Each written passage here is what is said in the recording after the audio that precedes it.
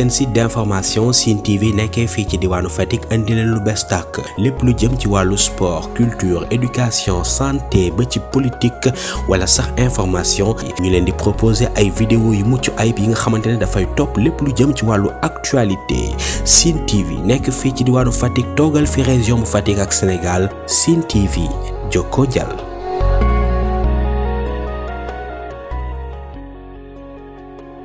dafa nekk doomu Sine bokkuñu parti mais coalition la ñu bokk mais mu def loo xamante ne ci biir Sénégal jàpp naa ne dina jafeeti sax pour président def ko kon moom il avait tous les honneurs aujourd'hui c'est-à-dire pour que ñun ñu accueillir ko accueil bu toll nii c'est-à-dire wone ci suñu bopp wone suñu mbégte c'est-à-dire won ko ne wax dëgg fa yàlla daal terre natalam bi nga xamante ne bokk nañ ko ak moom et kontaan nañ ci moom ci li muy def ci bopp Sénégal ci li muy def ci diplomatie ci lépp li nga xamante ni mu ngi koy def aussi pour approfondir la démocratie sénégalaise li muy def pour désenclaver totalement le pays loolu yëpp nekk na mbir yoo xamante ne c'est-à-dire motivation supplémentaire lay doon parce que mën nga wooteel nit ñu ne la ñun duñu ñëw ndax gëmuñu ko mais bu fekkente ne bokkoo ak nit ki déjà parti ngeen bokk coalition nga woote mbooloo bi toll ni war nga gën a sant yàlla daal xam ne kooku tamit neex naa wooteel waaw moo tax daal kontaan nañ ci trop. waaw xam nga mbir moom bu fekkente ne déjà bañ koy tànn di ko wax ci ñun suñu parti déjà dañu ne woon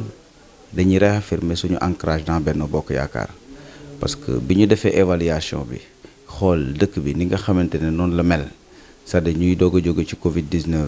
c'est-à-dire liggéeyaat ba am benn croissance économique bu xaw a assez stable c'est-à-dire liggéey ba nga xamante ne aujourd'hui c'est-à-dire le Sénégal c'est-à-dire sur le plan des finances publiques quand même c'est-à-dire est déjà assaini, la dette est maîtrisée, c'est-à-dire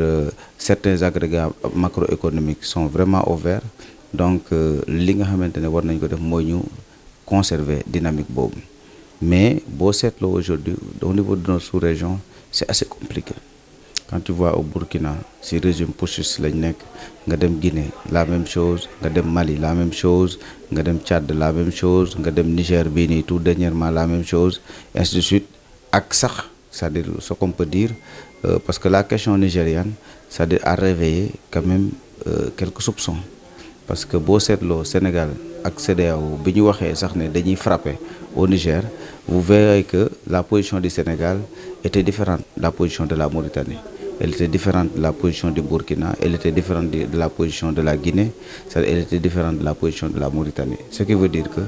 ñun suñu ceinture c'est assez compliqué. Donc loolu yëpp boo ko jëlee c'est dëkk bi nekk ci benn rampe de lancement boo xamante ne dynamique bi bu ñu ko consolider d'ici 2 ans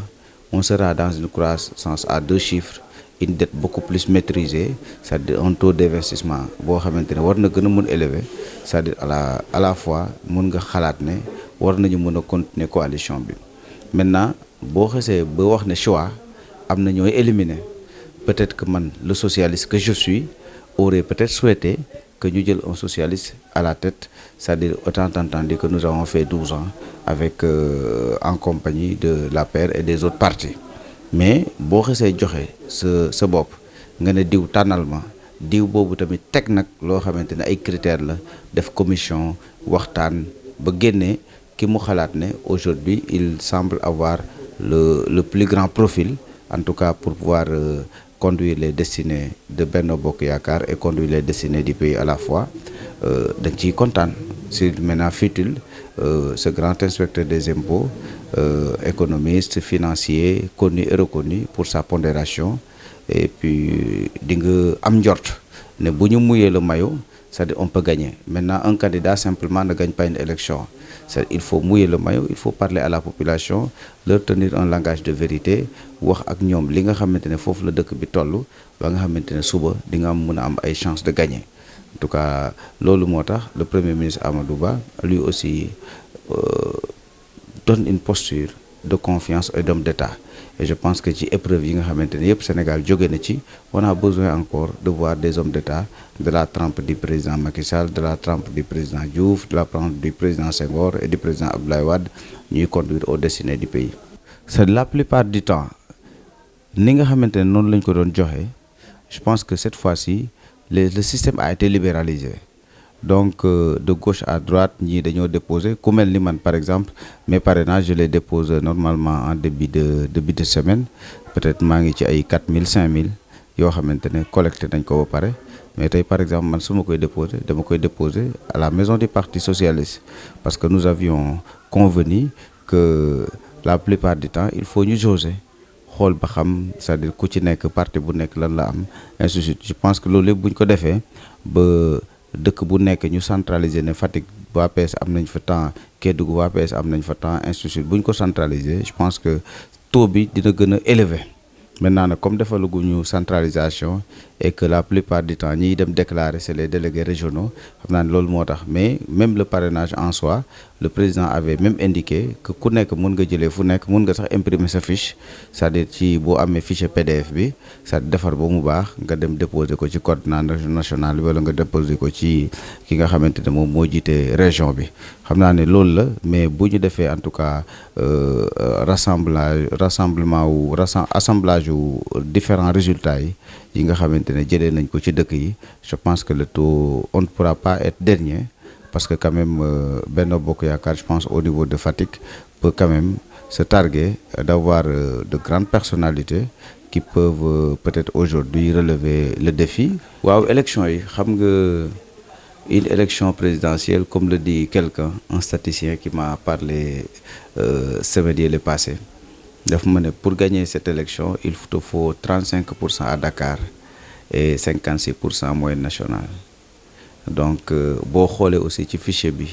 c'est-à-dire je pense que Benno war na mën a góorgóorlu bu baax ci côté ñi nga xamante ne mooy suñu génération c'est-à-dire yi ci nekk ñu gën leen conforter pas même avec des stations de responsabilité